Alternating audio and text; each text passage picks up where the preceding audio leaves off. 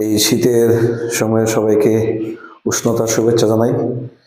তো আজকে আমি তোমাদের আমাদের আইসিটি বইয়ের সংখ্যা পদ্ধতির অর্থাৎ তৃতীয় অধ্যায়ের সংখ্যা পদ্ধতির আমরা যুগ সম্পর্কে পড়াবো। তবে এর মাঝে অবগত আছো, আমি তোমাদের গত অনলাইন ক্লাসে বাইনারি যুগ সম্পর্কে পড়িয়েছিলাম। তো আজকে আমরা অক্টালের যুগ এবং হেক্সাডেসিমালের যুগ সম্পর্কে ধারণা দিব।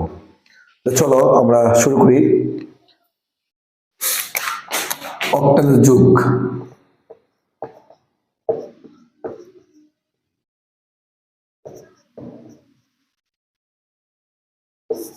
অক্টাল যুগ আমরা যদি অক্টালের ভিত্তি হলো 8, 0 থেকে 7টি অঙ্ক আছে।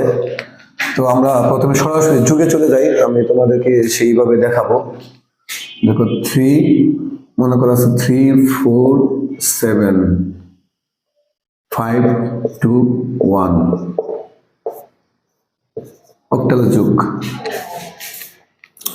তো একটা বিষয় তোমাদেরকে খেয়াল রাখতে হবে, আমরা এখানে জানি অক্টালের ভিত্তি হলো 8, যেহেতু অক্টালের ভিত্তি 8, তো দেখো এখানে 7 আর 5 যোগ করলে কত হয়? 12। 7 আর 5 যোগ করলে কত হয়? 12। তো আমরা এখানে লিখলাম 12 ওই পাশে। 12 থেকে যার ভিত্তি যত অত আমরা বাদ দিতে হবে। যেমন এই অক্টালের ভিত্তি কত? 8, তাহলে 12 থেকে আমরা 8 বাদ দিব। 8 বাদ দিলে কত থাকে? 4। আর এটা মনে রাখতে হবে, বৃত্তি বাদ দিলে হাতে 1 থাকে। এটা প্রয়োজন তোমাদের এখানে লিখে দিলাম, বৃত্তি বাদ দিলে হাতে 1 থাকে। এটা তোমাদের যদি ধারণা না আসে তবে আমরা চলে যাই, চলো দশমিক সংখ্যা পদ্ধতিতে, যেটা আমাদের প্রচলিত সংখ্যা পদ্ধতি, এর আগে আমরা পড়ে আসছি। যেমন মনে করো আছে 4 9 2 3, এটা আমাদের হলো বাস্তব অর্থাৎ প্রচলিত সংখ্যা পদ্ধতি, যেটা আমরা এতদিন পড়ে আসছি। যেমন দেখো 4 আর 9 যোগ করলে কত হয়? 13। 13 আমরা কত বলি? বাস্তবে যোগ করলে 3, হাতের থাকে 1। এটা কিভাবে হলো? 4 আর 9 যোগ করলে 13, 3 হাতে আছে কত? 1। কিন্তু এটা আসলে তো 13 3 থাকে না, হাতে 13 3 থাকে ঠিকই, সরি, তাহলে হাতে তো 1 থাকে না। 13 থেকে 3 চলে গেলে 10 থাকার কথা। কত থাকার কথা? 10। হয়তো আমাদের সাথে তোমরা একমত। যেমন 4 আর 9 যোগ করলে কত? 13। 13 3 নামাইলে হাতে থাকার কথা 10, কিন্তু আমরা লিখি কত? হাতের 1 আছে। কত আছে হাতের? 1। আসলে আমরা কিন্তু 13 থেকে 10 বাদ দেওয়া হয়েছে, এই কারণে কত নামছে? 3। তাহলে হাতের আছে আসলে কিন্তু 10। এই 10 কে কিন্তু আমরা 1 বলি বৃত্তি। তাহলে এটা 10 বৃত্তি। এই কারণে বলছি 4 আর 9 যোগ করলে যেমন 13, 13 থেকে 3 লেখা কত থাকে? 1 থাকে। আসলে 10 থাকে। এই 10 কে আমরা কত বলি? 1 বলি। যদি এটা তোমাদের ধারণা আসে তাহলে এখানে আসো। যেমন 7 আর 5 যোগ করলে কত? 12। তাহলে এটা বৃত্তি কত? 8। 12 থেকে 8 বাদ দিব। 8 বাদ দিলে কত থেকে? 4। তাহলে এখানে 8 মানে কত? 8 মানে হাতের 1 আছে। 8 মানে হাতের 1 আছে, এটার মতো। তাহলে 1, 4 আর 2 কত? 6, আর হাতের আছে কত? 1। তাহলে কত হলো? 7। আর হাতে কিছু নাই, তো 3 আর 1 কত? 4। এই হলো তোমার এটা অক্টালের যুগ। আরেকটা যুগ দেখাই। মনে করো এখানে আছে 6, এখানে আছে 6, এখানে আছে 7, এখানে আছে 2, এখানে আছে 3। আচ্ছা, ওকে, প্লাস 6 আর 6 কত? বাংলায় বলি 6 আছে কত? 12। 12 থেকে 8 বাদ দিব আমরা। কত বাদ দিব? 8। তাহলে থাকবে কত? 4। আর 8 বাদ দিলে হাতে 1 থাকে। 7 আর 3 10, আর 1 কত? 11। 11 থেকে আবার 8 বাদ দিব, কত থাকবে? 3। আমার হাতে আছে 1, 2 আর 1 কত? 3। এই হলো অক্টালের যুগ। আর একটা যুগ তোমাদের একটু সমস্যা হয়, যেমন মনে করো আছে কত? 5, আছে কত? 4, এখানে আছে মনে করো 3, এখানে আছে 4, এখানে আছে 2। এটা একটু হালকা ভিন্নতা আছে। 8 দেখো 5 আর 4 যোগ করলে কত? 9। 9 থেকে বৃত্তি বাদ দিব, 8 বাদ দিব, কত থাকবে? 1। আর বৃত্তি বাদ দিলে হাতে 1 থাকে। তাহলে 3 আর 4 কত? 7, আর হাতে আছে কত? 1, 8। তাহলে 8 যেহেতু হয়েছে, 8 থেকে 8 বাদ দিব, থাকবে কত? 0, হাতে আছে 1। এই 2 আর 1 কত? 3।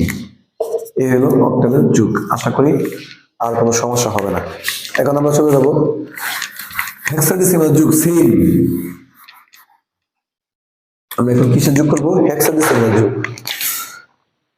হেক্সাডেসিমাল এড মানে হেক্সাডেসিমাল যোগ।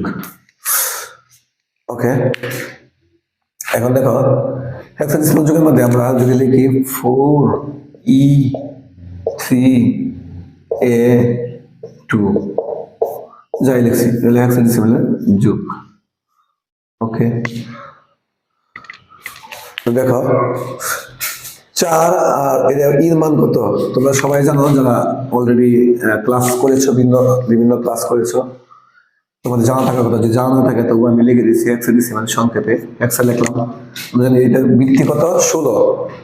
16টি অঙ্ক আছে, যেমন 0 1 2 3 4 5 6 7 8 9 A B C D E F, এই হলো 16টা অঙ্ক। তোমরা অলরেডি জানো এর মান 10, বি এর মান 11, সি এর মান 12, ডি এর মান 13, ই এর মান 14, এফ এর মান 15। এই মানগুলো আমাদের খুবই দরকার।